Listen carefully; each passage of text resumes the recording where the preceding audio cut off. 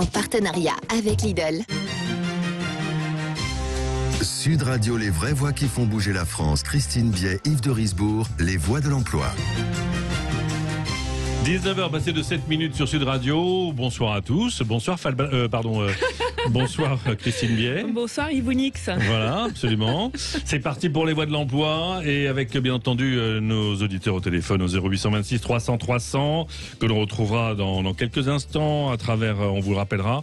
On les retrouvera également dans la bonne voie et puis on ouvrira en fin d'émission avec notre partenaire Lidl la boîte à job. Oui. Mais comme chaque semaine, pour nous accompagner, une invitée que vous nous présentez, Christine. Alors, une invitée ce soir, on va pouvoir faire notre manège, puisqu'il s'agit de la responsable recrutement du parc Astérix, Fatia Guessier. Bonsoir Fatia. Bonsoir. Bonsoir à vous. Alors dites-moi, vous allez nous présenter le parc Astérix, mais je laisse le soin à Christine de vous faire subir plutôt l'interrogatoire. Oh. Oui, alors quand même pas un interrogatoire, mais effectivement, alors parc Astérix, c'est une potion testée et approuvée depuis 30 ans. Je vais rappeler quelques petites choses. C'est un super terrain de jeu, 47 attractions et spectacles, 6 univers, 3 hôtels et quelques questions. Donc la première, parce que je pense que tout le monde attend ça, vous allez donc bien ouvrir dans quelques semaines, hein, Fatia? Nous espérons, effectivement, on attend avec impatience d'avoir une date d'ouverture et d'ouvrir le plus rapidement possible. Super. Et ce que je voulais savoir aussi, c'est combien vous avez d'employés au parc Astérix et quel pourcentage de travailleurs saisonniers vous avez. Et puis ma dernière question, parce que je crois que vous vous battez beaucoup pour le travail des jeunes et des gens en reconversion. Donc je voulais savoir justement, est-ce que vous recrutez plutôt sur les formations ou plutôt sur les aptitudes, c'est-à-dire plutôt sur le savoir-être ou plutôt sur le savoir-faire?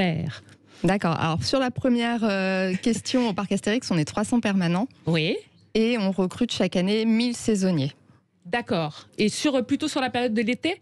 On recrute de l'ouverture du parc, qui est normalement au mois d'avril, jusqu'à la fermeture, qui est après les vacances de Noël, donc jusqu'au début janvier. Donc on recrute en fait toute l'année. On a démarré notre campagne de recrutement cette année au mois de décembre pour préparer l'ouverture. Et sur cette campagne, on est intéressé en fait par tout type de profil. Donc on va pas regarder le CV, la formation, les expériences. Pour la plupart de nos postes, en fait, on va rechercher du savoir-être. Ça veut dire que le CV ne va pas être important. On va se concentrer sur les aptitudes des candidats. D'accord. Donc ça veut dire que vous faites passer plutôt des entretiens par simulation, j'imagine ? C'est ça. En temps normal, en fait, on fait des sessions de recrutement collective. On va faire par exemple des jeux de rôle qui vont nous permettre de détecter les aptitudes des candidats sur la relation clientèle, en fait. D'accord. Fatia, est-ce que vous avez des saisonniers réguliers, si j'ose dire ? Est-ce que une fois qu'on a goûté au travail d'un responsable d'attraction ou de l'information, etc., les saisonniers reviennent l'année d'après ? Oui. Alors, nous, on les appelle les irréductibles. Sacré Gaulois. Et effectivement, on est très, très content de les revoir chaque saison parce qu'ils sont en général 50% à faire plusieurs saisons d'affilée. Et cette année, on observe même un pic à près de 70% de retour. Et ils s'attachent à des attractions particulières, c'est des fous du goût du Rix, des fous du parcours des petites voitures, et qui veulent revenir sur une attraction qu'ils connaissent bien, dont ils savent bien gérer la clientèle. Oui, pour les personnes qui travaillent sur les attractions, effectivement, ils sont habitués à travailler dans leur zone, mais je pense qu'avant tout, ce que les irréductibles apprécient au parc, c'est l'ambiance conviviale et la bonne entente qui règne dans les équipes. Alors, 1300 personnes lorsque vous êtes en pleine saison, pour accueillir combien de visiteurs, non pas par an, mais sur une période qui dure grosso modo 9 mois, c'est ça à peu près ? Oui, alors on avait connu une très belle croissance jusque 2019 avec un record de 2 300 000 visiteurs. Après, sur une journée, c'est très variable. On peut connaître de très belles journées avec 15 000 20 000 visiteurs. Voilà, en fait, de toute façon, 2 millions de visiteurs, c'est déjà énorme. Oui, puis ça doit dépendre de la météo aussi, voilà. J'imagine. Entre autres, c'est un des facteurs qui joue, oui. Mais moi, j'ai même croisé des Belges qui venaient spécialement de Bruxelles par l'autoroute parce que le goût du Rix était une des rares attractions à proposer autant de looping sur son parcours. Donc il y a des aficionados, si j'ose dire. Ah oui, bien sûr, on a aussi des clients qui sont amoureux du parc Astérix et qui reviennent très, très régulièrement. Fatia, vous allez nous accompagner durant cette émission. Vous allez rebondir sur les questions aussi des auditeurs, les questions qu'ils se posent et qu'ils nous posent, et auxquelles vous allez avec Christine répondre. Ça va être le cas immédiatement avec Clémentine. Sud Radio, les voix de l'emploi, on vous rappellera. On vous rappellera effectivement, c'est Clémentine qui nous a laissé ce petit message. Vous allez voir, ça peut vous intéresser. Bonjour, c'est Clémentine de Ville-d'Avray, près de Paris. Je suis étudiante et je voudrais savoir comment m'y prendre pour trouver un job d'été. Merci de vos conseils, à bientôt. Alors ça, c'est vrai que c'est la grande question parce oui, que c'est la période. C'est un job d'été là. Hein. Attention, elle va pas pouvoir se signer pour 9 mois, mais elle se dit après tout, je suis étudiante. Avant qu'on ne reprenne et on ne sait pas dans quelles conditions les cours dans son école, ça serait pas mal d'avoir un job de saisonnier. Oui, alors effectivement, il faut faire attention entre l'intérim, le job d'été, le job étudiant, les extras, etc. Parce que comme vous dites, saisonnier, c'est quand même sur une longue période et puis ça se répète chaque année. Donc effectivement, comment s'y prendre ? Je répondrai déjà s'y prendre maintenant.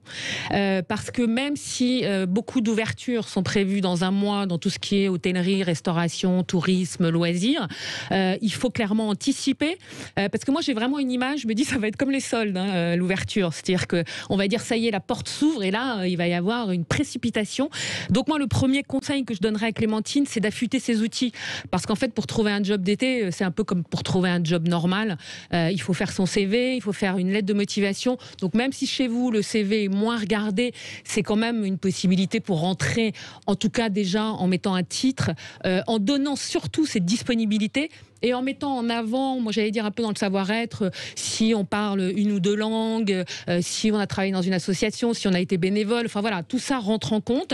Et puis il faut savoir qu'avant cette ouverture, il y a quand même beaucoup de secteurs qui recrutent des jobs d'été aujourd'hui et maintenant. Moi j'ai vu beaucoup d'offres, j'ai vu 10 000 offres sur Indeed, 9 000 offres sur Glassdoor, tout ce qui est banque, tout ce qui est industrie. Et puis parce qu'il ne faut pas perdre de vue que sur l'été, il y a des gens qui vont partir en vacances. Et je pense qu'ils vont partir même plus qu'avant. Donc, il faut remplacer ces gens-là. Donc, il faut vraiment aller sur les sites. Il faut cocher CDD, il faut cocher saisonnier, intérim, etc. Et là, Clémentine, vous allez trouver. En parler autour de vous, activer le réseau. Voilà, ça, c'est très, très important pour dire, en fait, la conclusion, job d'été, c'est des profils divers, si je peux me permettre. Parce que le job d'été, c'est pas seulement marchand de chouchous sur la plage à Ramatuelle. Non, alors il y a quand même ça, parce qu'effectivement, oui, mais les postes qui vont être très libres aujourd'hui, dans un premier temps, j'allais dire, c'est les postes en plein air, hein, quand même. Plagiste, vendeur de chichi, de chouchou, de doudou, de tout ce que vous voulez. Évidemment, ça va être plus facile parce qu'au niveau vaccination, etc., si on n'y est pas encore, c'est plus simple. Mais il va y avoir un flot, tout d'un coup, quand les hôtels, les restaurants, les boutiques vont ouvrir. Parce qu'aujourd'hui, c'est difficile, on ne peut pas aller voir des boutiques et déposer son CV. Donc, il faut faire les salons virtuels, il faut faire tous les sites. Il y a beaucoup de sites, hein, l'étudiant, Pôle emploi, etc. Comment vous faites, vous, Fatia, aujourd'hui ? Vous avez déjà des CV, vous avez déjà anticipé ? Oui, depuis le début de l'année, on a déjà diffusé nos offres auprès des étudiants. On a déjà beaucoup de candidatures et c'est un recrutement qu'on va commencer de façon imminente. Parce que Fatia Gossier, au Parc Astérix, vous l'avez dit, 1000 saisonniers, mais parmi ces 1000 saisonniers, est-ce qu'il y en a qui viennent aussi juste pour le coup de bout, entre guillemets, de juillet et août, qui sont des étudiants qui n'ont que 2 mois ou 3 mois à vous consacrer ? Ah oui, chaque année, on a l'habitude de recruter des étudiants qui viennent nous aider sur les week-ends, les vacances d'été, les vacances de la Toussaint, les vacances de Noël. Donc, chaque saison, on a plusieurs centaines de postes qui sont occupés par des étudiants. On en parlera tout à l'heure dans la boîte à job. Oui. Mais il est déjà 19h15 sur Sud Radio. 19h15, c'est l'heure du bon poste. Sud Radio, les voix de l'emploi, le bon poste. Alors, le bon poste, déjà dévoilé comme chaque semaine par Jean-Marie Bordry, c'est... Responsable d'attraction. Mais encore. Voilà, Jean-Marie l'a dit, parce que pour une fois, ce n'est pas en anglais. Oui, c'est vrai, c'est bien. Donc, on n'a pas besoin de sortir Brian de sa cuisine. Alors, responsable d'attraction, Fatia en parlera mieux que moi. Mais en gros, effectivement, c'est au sein d'un parc. Le responsable d'un secteur d'attraction, il a pour mission de gérer le secteur qui lui est attribué. Hein. Donc, il ne faut pas confondre avec pilote d'attraction. Et en plus de ça, il va informer, accueillir le public et s'assurer de sa sécurité. Parce que ça, évidemment, c'est extrêmement important. Donc, il est aussi en charge du rendement économique, donc il faut gérer les boutiques, voilà, tout ça, tout le parcours, et encore une fois, bien respecter la réglementation en vigueur, et il est également responsable du fonctionnement des équipements, vérifier le soir, le matin, enfin voilà, je pense que Fatia va nous expliquer qu'il y a un calendrier d'entretien. Et la formation, on est plutôt sur Bac+2, Bac+3, spécialité loisirs, également licence pro hôtellerie et tourisme, spécialité management des établissements de loisirs. Et la rémunération, alors après ça dépend évidemment des parcs, on est entre 2000 et 2400 € par mois. Voilà. Donc Fatia, vous confirmez que c'est un poste quand même à responsabilité, hein. C'est pas, il faut un petit peu d'expérience, j'imagine, avant d'arriver... Alors effectivement, sur les postes à responsabilité, on va demander un petit peu d'expérience. Nous, on n'a pas très exactement de poste de responsable d'attraction. On a des postes de manager, souvent issus de la promotion interne. D'ailleurs, ce sont des personnes qui ont commencé en tant qu'opérateurs et qui évoluent ensuite sur des postes d'assistants puis de manager et qui vont avoir la responsabilité d'une zone. Et dans cette zone, on retrouvera les attractions. D'accord. L'opérateur, c'est celui qui appuie sur le bouton pour lancer le Goudurix. Alors l'opérateur, c'est celui qui va accueillir le visiteur dans l'attraction, qui va s'assurer que les visiteurs embarquent en toute sécurité dans le manège et qui va ensuite donner le signal de départ à son équipe. Voilà, donc une attraction, il y a combien de personnes qui gèrent l'attraction en fontaine, ceux qu'on voit, et puis ceux qui sont aussi derrière, parce que qui gèrent le côté technique, sécurité? C'est variable selon la taille de l'attraction. On a effectivement l'équipe d'opérateurs qui peut être, ils peuvent être 2, 3, 4, 5, 6 sur une attraction en fonction de la taille de l'attraction et de la journée, de la fréquentation.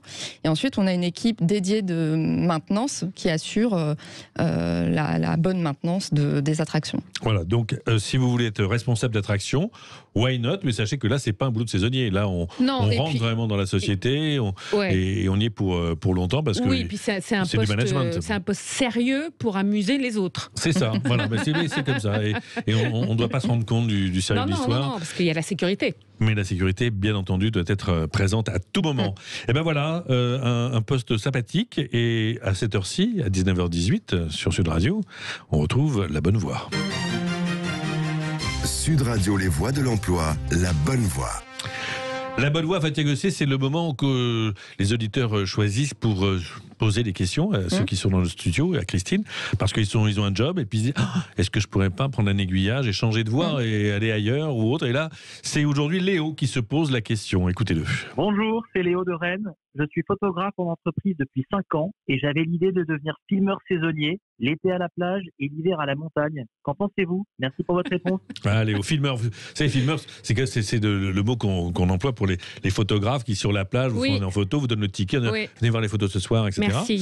Et, non, mais je dis parce que tout le monde ne sait pas, filmeur, ça ne veut pas forcément dire ça. Et chez vous, c'est automatisé. Quand on est dans une attraction, paf, on sourit, on a un coup de flash et on voit la photo en sortant de l'attraction qu'on met ensuite dans un cadre ou encore sur un porte-clés ou n'importe quoi. Voilà. Alors, est-ce que c'est une bonne idée que de quitter, si j'ose dire, un job où il est photographe, et tout à coup il va devenir indépendant? Oui, alors j'allais dire, il y a un peu deux questions dans sa question, Léo. C'est que effectivement, passer d'un poste de salarié à tout d'un coup saisonnier ou indépendant, encore une fois, on en avait déjà parlé, c'est un mode de vie différent, c'est un mode de travail différent.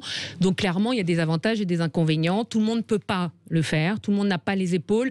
J'allais dire, c'est un peu choisir entre quand même la liberté et la précarité, parce que même si le travail de saisonnier se répète chaque année, on peut se dire que il y a un côté baroudeur, un peu aventurier, mais enfin c'est quand même assez répétitif aussi.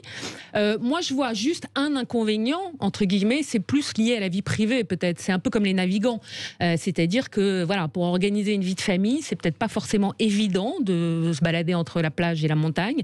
Et puis la deuxième chose, je dirais, sur la fonction, c'est un peu ce que vous évoquiez, c'est qu'aujourd'hui, tout ce qui est photographie, film, etc., il y a quand même les portables. Donc je me dis, est-ce que c'est safe en français? Il faut avoir effectivement un vrai œil de photographe et si véritablement il y a une bonne boutique dans la station balnéaire ou la station de ski où on voit des très belles photos, on se dit tiens, le lendemain quand on ira chercher les enfants à la sortie du cours. Il y a beaucoup d'opportunités dans les clubs, dans les écoles de ski, effectivement à la mer, sur la plage, dans les restaurants, dans les parcs de loisirs, ça peut exister aussi. Après, encore une fois, je peux pas répondre à cette question parce que je trouve que c'est une question personnel presque. C'est tout d'un coup quitter un poste de salarié avec... Alors, c'est pas forcément une précarité parce que ça apporte de l'expérience, ça apporte de la maturité. Mais c'est vrai que juste pour conclure, en général, c'est des jeunes qui démarrent comme ça pour avoir justement ce contact, ce réseau, cette expérience. Ou alors des gens, justement comme Léo, qui ont déjà eu une expérience salariée et veulent prendre un bol d'air. Mais il y a aussi cette notion importante, et vous le soulignez tout à l'heure, Fatia Gossier, c'est que quand on est au contact du public, il faut aussi faire envie, se dire on peut faire une photo avec les enfants. Il y a ce contact avec le public qui est très différent du photographe en entreprise qui passe sa vie. Côté commercial. Voilà, il y a un côté commercial à avoir. Et ça aussi, quand vous recrutez, c'est aussi cette personnalité que vous recherchez. Bien sûr, en fait, quand on reçoit les candidats, on essaie de les imaginer face aux visiteurs. Et on se dit, si on le recrute aujourd'hui, il faut qu'il soit capable de faire rêver le visiteur, mais dans la durée, en fait. Et c'est ça qui peut être aussi la difficulté du métier, c'est que le visiteur doit vivre une expérience inoubliable du matin au soir, et le dernier visiteur doit vivre une aussi belle expérience que celui qui est arrivé le matin. Voilà, alors Léo, écoutez, renseignez-vous, je pense que vous devez avoir des camarades photographes qui sont filmeurs, voyez avec eux ce qu'ils en pensent, et puis aussi ce que, financièrement parlant, ça induit, parce que lorsque vous êtes salarié, vous avez votre loyer et tout va bien.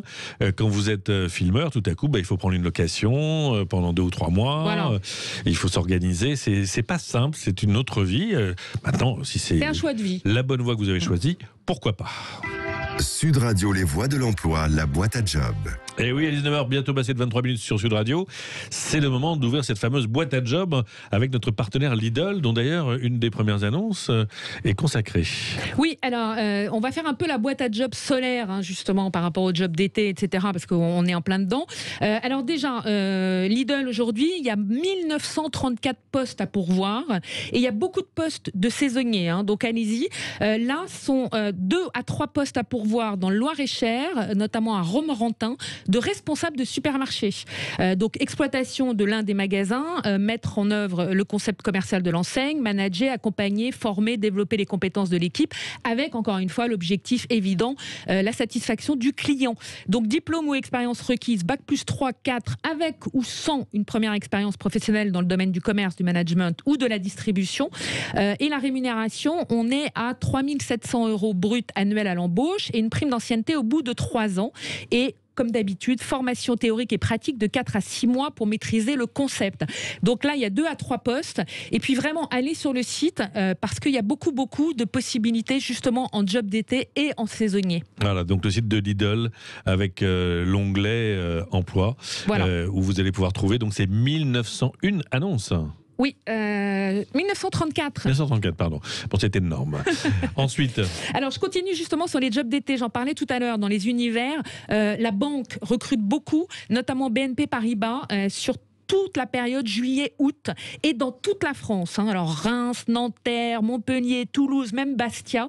Donc des emplois étudiants, ce qu'ils appellent les auxiliaires de vacances, justement parce que les gens partent en vacances et donc chaque année, et là la Covid n'a joué en rien là-dessus, chaque année ils emploient des étudiants, donc classement, archivage, traitement informatique, numérisation, accueil des clients, etc. Donc il y a énormément de postes et dans toute la France. Donc vraiment allez-y. On a aussi lycée militaire d'Aix-en-Provence, pour ceux qui veulent être un peu cadrés. Ils cherchent des surveillants d'internat et d'externat pour 16h30 par semaine. Voilà, donc là, vous pouvez aller sur le site du lycée militaire d'Aix-en-Provence. C'est bien payé ? Oui, c'est pas mal payé. Je n'ai pas exactement la... Si, c'est 620 € par mois. Pour 16 heures par semaine. C'est pas mal. C'est pas mal. Alors encore une fois, chez Lidl, il y a plein de postes d'équipiers polyvalents et d'opérateurs logistiques dans toute la France.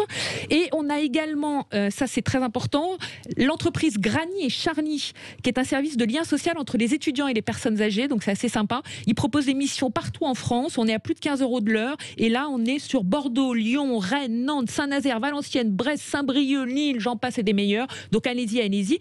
Et puis je finis par un dernier. Pour un peu plus tard, mais c'est important parce que les candidatures, c'est maintenant, JO Paris 2024. Ah, ça commence à recruter pour les JO. Oui, on peut déjà candidater. En plus, ils font des job dating sportifs. Donc entraînez-vous, mettez les baskets, on va courir. Il y a combien de jobs qui vont ainsi pendant ces Jeux Olympiques qui vont durer 3 semaines, mais évidemment avec une préparation, y compris, non pas que pour les sportifs, mais pour ceux qui vont y travailler. Il y a combien de jobs qui sont prévus ? Là, on est déjà à plus de 15 000. Ah oui, d'accord. Oui, donc c'est énorme. Donc Donc allez-y sur le comité d'organisation de Paris 24 et candidatez parce qu'il n'y en aura pas pour tout le monde. Il faut s'y prendre dès maintenant. Vous voyez là, c'est 3 ans à l'avance, Fatia Gossier. Ben oui. Mais chez vous, comme vous l'avez dit tout à l'heure, on peut déjà candidater encore pour cet été. On a encore une chance. Oui. Alors comment on fait? Le plus simple, c'est d'aller sur le site recrutement Parc Astérix, de créer son compte candidat, télécharger son CV et postuler sur l'offre qui nous intéresse. Grosso modo, ce sont des jobs 50 heures, c'est combien d'heures par semaine? 35 heures par semaine. 35 heures par semaine. Mais il y a aussi le week-end, c'est ça? À temps partiel, on peut travailler le week-end? On peut travailler que les week-ends, effectivement, ou à temps complet. Et puis il y a les nocturnes.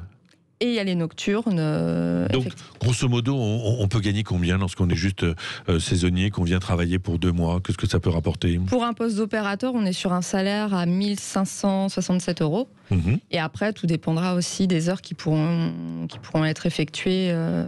Vous avez également des métiers de la restauration qui sont... Oui, on recrute énormément pour les métiers de l'hôtellerie et de la restauration. Voilà, il ne faut pas oublier que les visiteurs y viennent, mais qu'il faut aussi les nourrir. Donc il y a énormément de restauration, et dont un restaurant sous un grand chapiteau, où là, il y a des personnes qui font la cuisine, qui sert, qui dessert, etc. Oui, et puis il y a les hôtels, il y a les Trois Hiboux, il y a un nouvel hôtel. Là, les quais de vitesse, la cité suspendue, oui, effectivement. Merci Fatia Gossier de nous avoir parlé de votre job de responsable recrutement du parc Astérix. Et on se dit, nous, à mardi prochain, même heure, même antenne, et il est temps de retrouver Jean-Marie Bordry dans quelques instants. Bandrix.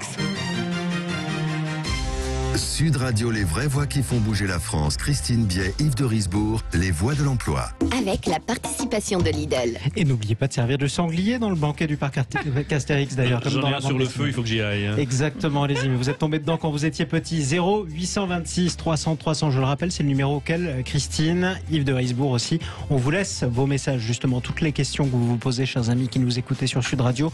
Où trouver du travail? La réponse, mardi prochain. À partir de 19h jusqu'à 19h30 dans les voies de l'emploi avec Christine Biet et Yves de Risbourg. À Mardix, mon cher Yves.